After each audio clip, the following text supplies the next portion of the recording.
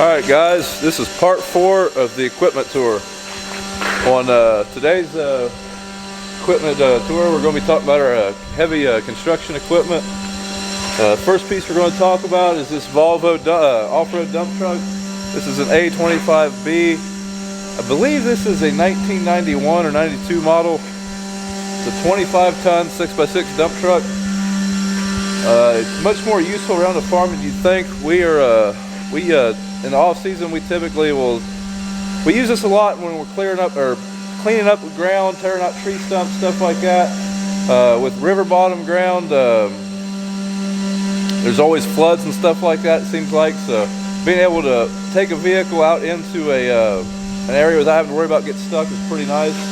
And that's why we have this truck. I believe this is 181 horsepower or something like that. It's nothing very crazy, but it does its job pretty well.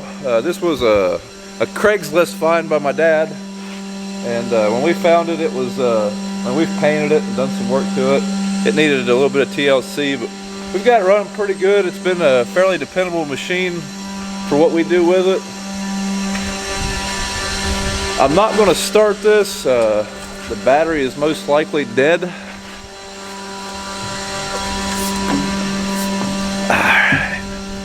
Here's the cab of it.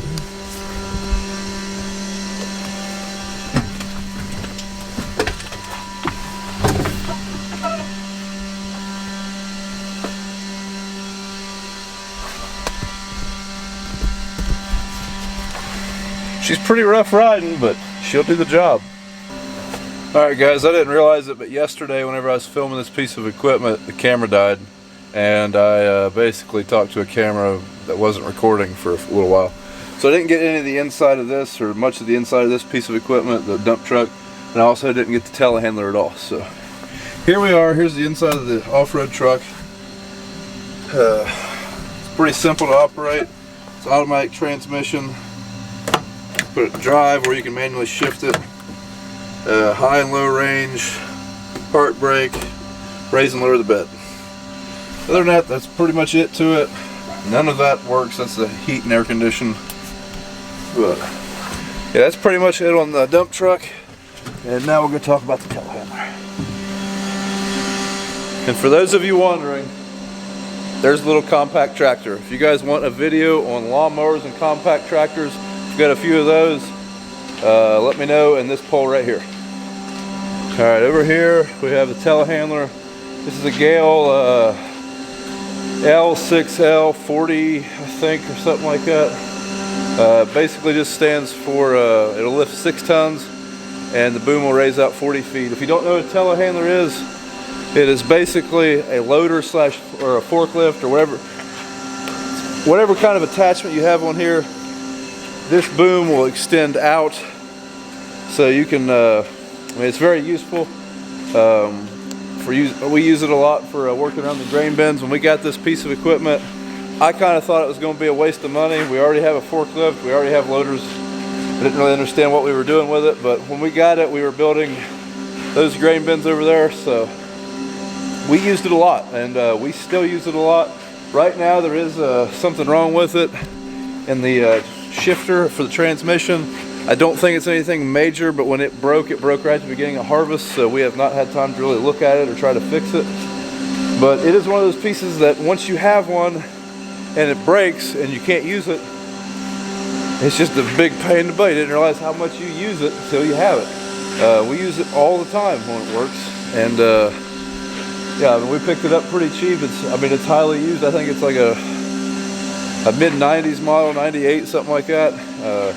It works great. I think we never use it like this, but I'm pretty sure all the wheels can steer. What else about it? Like I say, we do have a loader bucket for it. We don't really ever use the loader, but basically probably 90 to 95% of the time it has these pallet forks on it. And then we also made a homemade like platform we pick up with the forks for I don't know, so we can work on stuff up in the air. It's a little bit safer than sitting in a loader bucket. OSHA approved and everything, probably. Alright, the cab is an open station cab. You got this joystick. This is how you, I think this extends the boom out and back.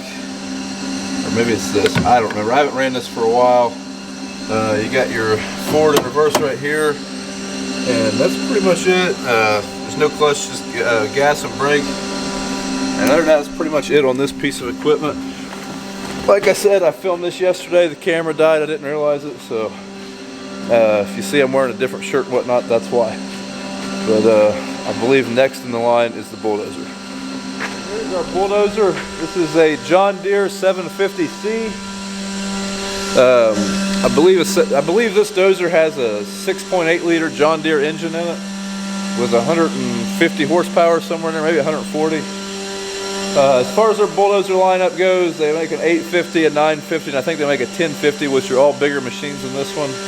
But this is a really good farm size Bulldozer in my opinion. Like, this will do just about everything we need it to do. The other Bulldozers are so heavy, it's hard to haul. In an 850 we could maybe haul in our low boy, maybe not, I don't know.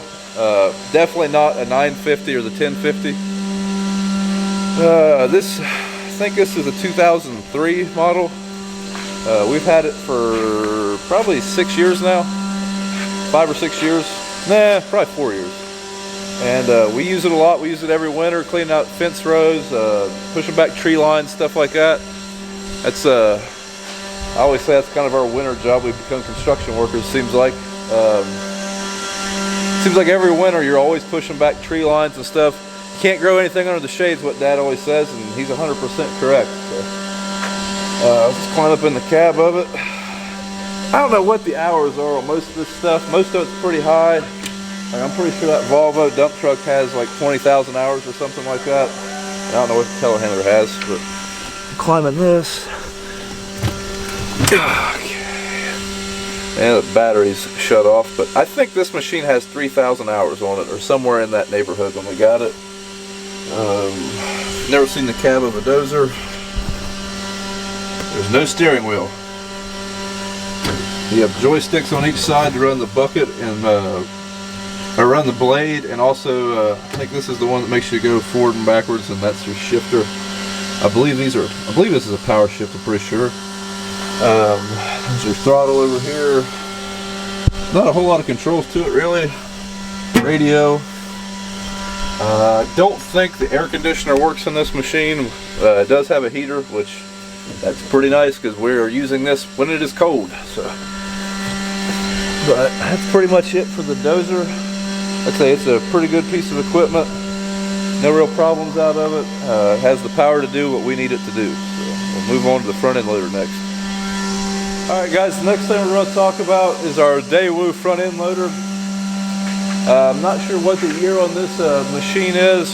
We found this at I think a county had it. They were using it to load salt and whatnot with. So it does have quite a bit of rust on it. It's painted a funny color because I guess they painted it orange. I don't know why. But I was a little concerned when we got it that with all the rust from loading salt and whatnot, that it would be a nightmare as far as hydraulic fittings and stuff starting to break. But so far, I think we've only had one issue. I think I can't remember if the brake line blew out or something like that. But that's been it. I haven't really had a whole lot of issues with it. We've had it now for probably 6 years or better. This is another piece of equipment that we use a lot more than you would think. I mean, we use it a lot for spreading gravel in driveways. Like you see in one of the other videos, we have a gravel pit that we get gravel out of for all of our lanes and stuff. So we use it a lot for that. And then it's always handy to have a large loader bucket you can put yourself up in the air with. So we use it for that kind of purpose as well. Climbing up in it. Show you the cab a little bit. Now this is front end loaders are articulating, which means they pivot in the center of the machine. The front tires do not turn, they are fixed. So this would be very similar to an articulating tractor the way it drives. Let's see here. To operate this machine, you just start it. There's your forward and reverse right there. And then there's a gear selector. You turn this to go from 1 through 4 gears. This is for your loader bucket controls, park brake, and all that good stuff. It's pretty straightforward. It's fairly simple to run, not a whole lot of complexity to it, which is nice because I don't know, we're not very complex people. So. But now we'll move on to the next piece. Alright guys, the next thing on the list is our Cobell excavator. If there was one piece of heavy equipment that we would keep, if we had to get rid of everything, it'd probably be this. I think Dad said when he got his first excavator that he realized it was way more useful than a big bulldozer. We used to have an 850 dozer, and got rid of it once he got an excavator, and it's a useful piece of equipment. He says you can do more with a good excavator than you can a big dozer. I don't know, I don't have near as much experience in one as he does. This is a Cobell. I think it's a 160 is the model. Just looking at the specs, I think this is a 36,000 pound machine, something like that. I think horsepower, it's only like 110 horse or something like that. But I don't know what the max digging width would be or anything along those lines. This was a Sunbelt rental, and that's why it's this green color. I mean, as you can see underneath of it, it is yellow. So I think Cobell's colors are yellow and I don't know, some kind of off gray or something like that. But yeah, that's the excavator. I don't know how many hours are on it or anything. I don't know if the hour meter even works anymore. But there's the cab. I mean, there's not a lot of room in an excavator cab, but let's see if we can climb on up here.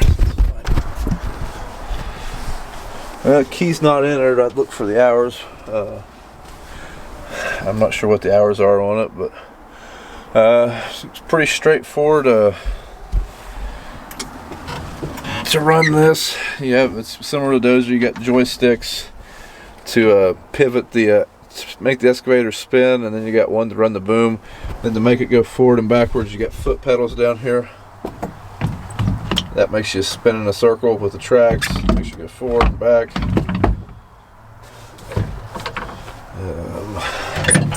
Pretty much it on the excavator. Like I say, it's one of the most useful things we've ever invested in as far as fixing tile, digging out tree lines, stuff like that. Dad calls this his chainsaw because I don't think he has a functioning chainsaw, and since he got this, he really don't use one. But yep, now we'll move on to the next piece. Alright guys, the next piece we're going to talk about is our skid steer. This is a Cat 242. This one's the D model. This thing is, we've not had this long at all. Like, I think we've had this maybe a month. And to be honest with you, I haven't ran it any. I don't think I've drove it any. We got it right at the beginning of harvest. Now, I will use it a lot. I have a skid steer mounted log splitter, so I'll use it quite a bit during the winter, and then we'll also use the loader a lot and use it grappling bucket and stuff like that. We had a 242B before we got this one. The only thing that's really different about this one is the interior is slightly different. I think these are 58 horsepower, but I could be completely wrong on that. I'm not going to pretend that I'm right. If I'm not mistaken, with Cat, the only thing that's different between like this model, the model below it, the model above it is horsepower. Everything else I believe is similar. I think they have the same boom on them, same amount of reach. And then whenever you get to like the 120 horse skid steer, it's a lot bigger, heavier machine than this one. So I think this is kind of like a mid-level. This one, I know our other 242, like if you picked up a 1-ton bulk of seed, it was very heavy on her, like a roundup shuttle. Would barely lift it up, but it does do that. We don't primarily use this as a forklift, but in times where our forklift has broke down, that's another thing we've done with our skid steers. Climbing the cab here. Like I said, I know very little to nothing about the inside of this. I know it's different than the other one we had, so let's hop in here. Okay.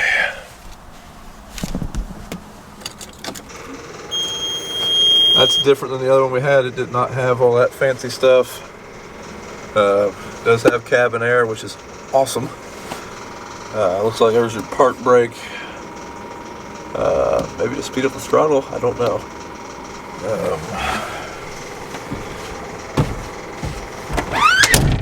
to run a skid steer, you have these safety lap bars.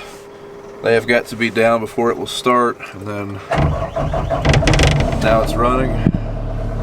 It looks like it's digital gauges. I'm sure there's some settings to the machine that run through that, but I'm not 100% sure on that. One thing, once you put your lap bar down in a skid steer, you also always have to take off the park brake before it will. Oh, that's your bucket latch. That's not your park brake. Here's your. You can change the buckets from this skid steer without getting out of the cab. That's what that is. Turns out that's the park brake. So now that the park brake's off, we are able to move the skid steer. When the park brake is on, I don't think you can even move the hydraulics in it. A skid steer is another tool that is extremely handy around the farm. We use it periodically. I don't know, having one with a cab and air, especially most of the time that we're using construction equipment, it is winter or really bad weather conditions. So having one with a cab is extremely nice. Yeah, they're great machines. Like I said, this is our second Cat 242. Seems to be a pretty good size for what we're doing with it, and yeah, we like it quite a bit. So that's pretty much it for this piece of equipment, and now we'll move on to the final one. All right, folks, the last piece of heavy equipment we're going to talk about is our backhoe. This is a John Deere 310G. I don't know what the specs are on this as far as horsepower. It's four-wheel drive. We've had this machine for 3 or 4 years. We had an old John Deere 410B, I think, but it was two-wheel drive, and if you are in the market for a backhoe, you're going to do anything that is around mud of any kind, I would highly advise four-wheel drive.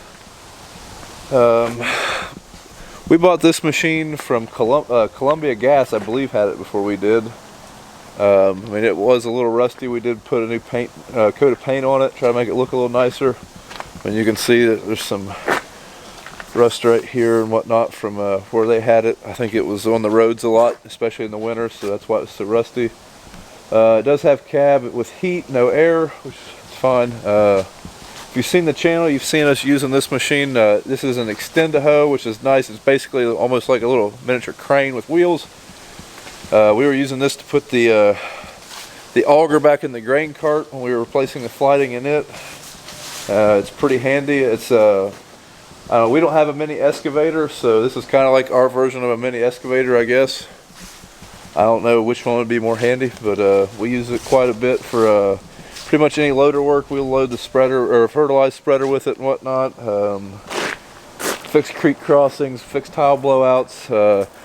I mean, basically, if we're going to do a job that has a lot of excavating, we'll probably go get the big excavator. But if it's something quick, like a crossing washed out of a field or something, and we need to get a piece of equipment into that field quickly, we'll just run home, grab the backhoe, drive it over there, and fix it.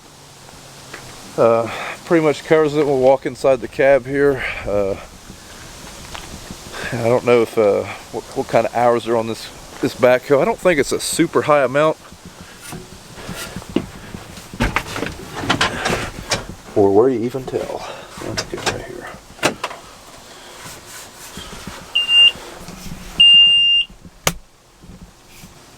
$5,270 hours. So I guess it does have a little bit higher of an hour count than I thought it did. I think this is an early 2000s machine, like 2002, 2003, something like that.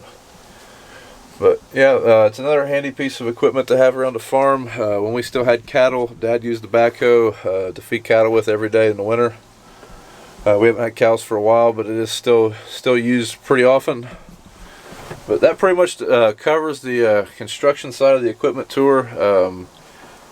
If there's any interest, next we'll do implements such as planters, tillage equipment, and all that kind of stuff, and basically any other little odds and ends things we got around here. But yeah, that's it for this video. If you like what you've seen, go ahead and follow me on Instagram, where you can see this equipment in action throughout the day at Brian's Farming Videos, and on Facebook at Brown Farms. Thanks for watching, and we'll see you on the next video.